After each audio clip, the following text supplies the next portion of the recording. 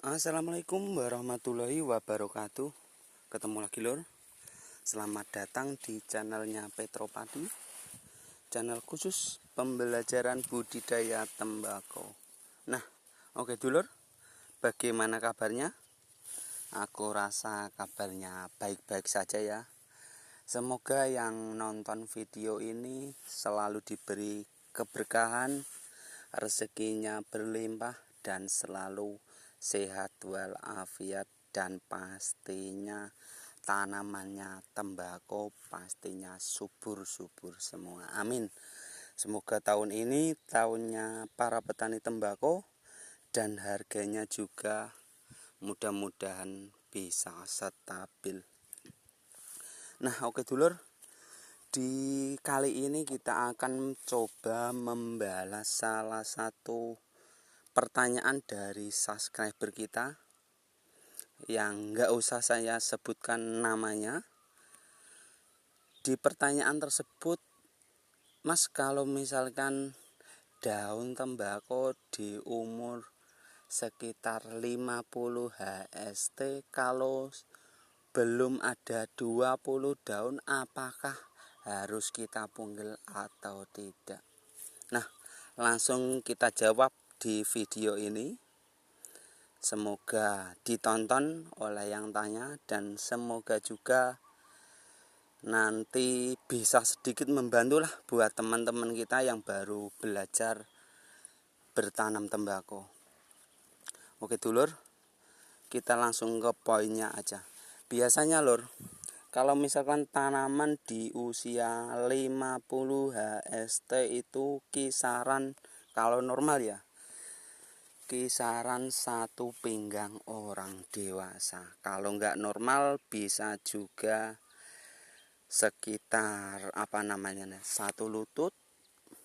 Kalau tanahnya subur bisa juga sedada. Jadi tergantung tanah dan kondisi cuacanya ya lur. Soalnya faktor tanah itu sangat-sangat berpengaruh dalam komoditas penanaman tembakau, yang pastinya dari segi kualitas dan pastinya harga jualnya pun insya Allah akan lebih mahal ya kalau misalkan kualitasnya bagus. Oke dulur, biasanya kalau misalkan di umur 50 HST itu sekitar satu dada satu pinggang orang dewasa. Itu kalau misalkan tanaman kita ini untuk varietasnya varietas nori ya. Kalau varietas lainnya agak kurang paham. Biasanya di sini itu varietasnya nori sama serumbung. Untuk tembakau rajang, ingat ini untuk tembakau rajang, bukan oven atau jual daun ya. Biasanya untuk tembakau rajang kita punggel di usia paling lambat 60 hari dan paling cepat 55 hari. Itu biasanya lur.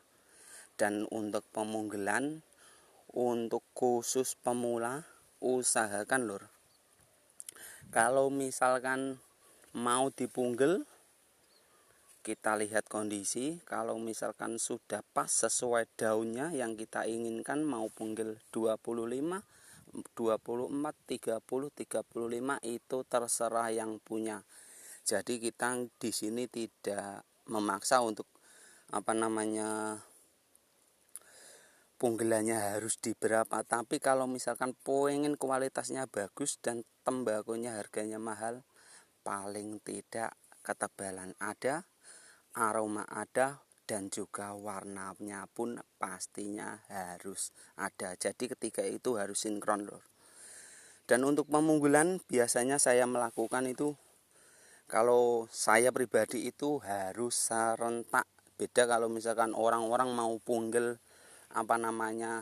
yang tinggi dulu atau yang pendek dibiarkan dulu, itu terserah yang punya. Dan kebiasaan ini untuk pemula ya, saya biasa bicara untuk seorang pemula. Biasanya lur, untuk pemula itu nanti kalau misalkan punggelannya nggak serentak atau misalkan dipilih Yang tinggi dipunggel dulu, yang enggak tinggi dibiarin dulu. Itu biasanya kita itu terkendala di masalah pemeraman. Akhirnya pemeramannya kurang sempurna, daunnya hijau, ada yang kuning, ada yang mateng, ada yang hijau, bahkan pun ada yang tidak mateng. Itu biasanya di punggelannya yang kurang tepat. Loh, kok bisa itu, gimana sih Mas sebenarnya? Nah, gini lur, saya jelaskan satu persatu secara detail lur. Biasanya lur, kalau kita punggel di usia segini, ini yang tinggi paling enggak kan kayak gitu lur. Ini yang tinggi kita punggel, terus yang pendek kita biarin seperti ini. Kita biarin enggak punggel lur. Otomatis nanti yang kita punggel pasti nanti daunnya akan tua dulu lur. Biasanya seperti itu. Biasanya daunnya akan tua dulu. Daun ini akan tua dulu. Dan yang tidak kita punggel biasanya itu dia akan hijau terus karena nutrisinya terserap di atas ini. Jadinya dia itu enggak bakalan bisa tua serentak. Akhirnya lama-kelamaan pasti nantinya kita itu akan sulit lur.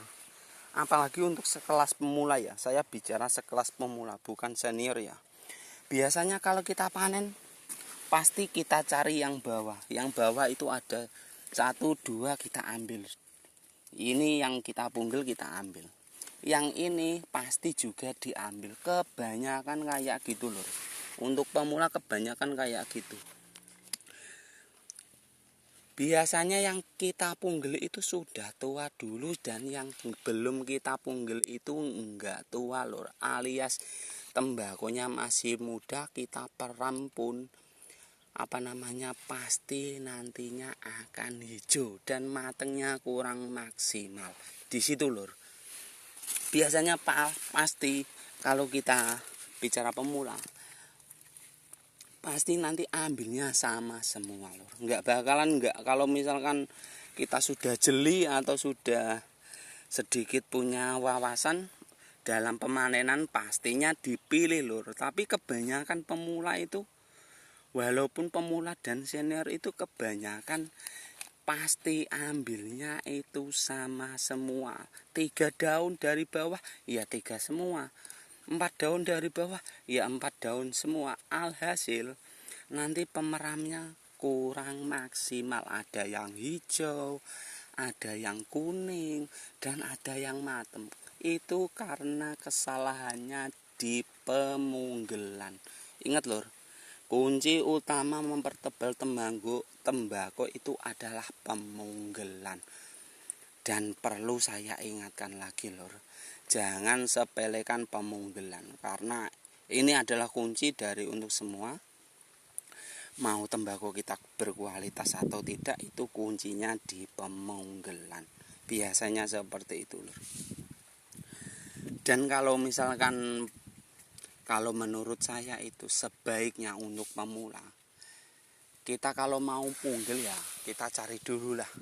Oh, sekiranya sudah pas sesuai dengan takaran kita, mau berapa daun kita punggel, jadi kita punggel serentak.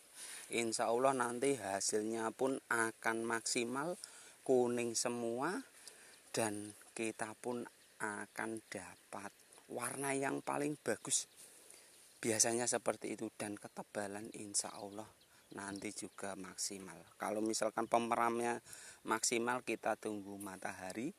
Kalau misalkan matahari terik, insya Allah nanti hasilnya juga akan bagus. Itu untuk pemunggelan. Jadi aku harap lur, semua yang ngikutin channel ini mudah-mudahan bisa mengerti antara pemunggelan yang serentak atau tidak. Dan untuk lagi ada yang tanya, Mas, tembakau saya kok kemarin itu warnanya ketebalannya bagus, terus aromanya juga ada, tapi kurang di warna. Nah, itu biasanya salah di salah satu ini lur. Bisa saya sebutkan biasanya dari pemupukan. Biasanya untuk pemupukan itu kebanyakan nitrogen. Ingat lur, tanaman apapun yang kebanyakan nitrogen pastinya akan hitam pekat. Seperti itu lur. Jadi kita susah di dalam pemeraman, akhirnya jadi agak hitam kecoklat-coklatan, jadi kurang warnanya kurang kuning merona seperti itu lur. Jadi seperti itu, ketebalan sudah dapat, aroma sudah dapat, tinggal cari warna. Untuk warna biasanya saya selalu pakai MKP. Itu untuk warna. Dan untuk aroma biasa saya pakai ZK.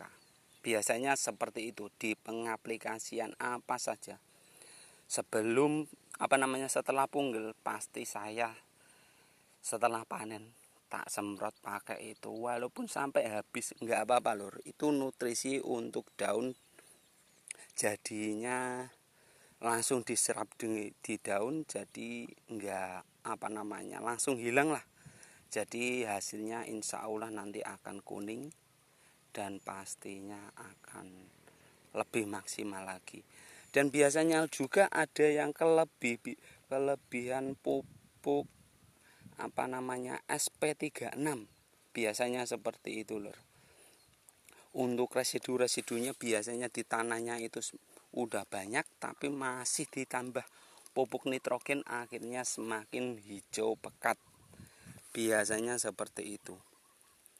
Dan usahakan lagi lur, insya Allah kalau misalkan dulur-dulur semua maupun ada yang di Bojonegoro, Purwodadi, terus Ngawi, Kediri, pokoknya semua yang ngikutin channel Petropadi ini, maaf saya tidak bisa menyebut satu persatu. Kalau misalkan mengikuti channel ini dari nol, pembibitan terus pemupukan, insya Allah kalau sesuai rekomendasi saya, insya Allah nanti kita mudah dalam penyetingan, walaupun dari warna terus aroma, insya Allah nanti kita bisa setting lur kalau pupuknya pas. Tapi kalau misalkan pupuknya berlebihan, ya pastinya ya akan sulit juga. Nah di situ lur, di sini insya Allah akan saya kupas habis dari nol pembibitan sampai panen hanya di channelnya Petropadi. Oke dulur, saya di sini tidak bermaksud menggurui Anda, tidak bermaksud sok pinter. Kalau misalkan bermanfaat, nggih, monggo dipakai. Kalau nggak bermanfaat, nggak usah dipakai. Itu versi saya. Kalau misalkan versi orang lain pastinya beda-beda. Oke dulur, semoga ilmu ini bermanfaat. Sampai jumpa di video selanjutnya. Wassalamualaikum warahmatullahi wabarakatuh. Matur suwun.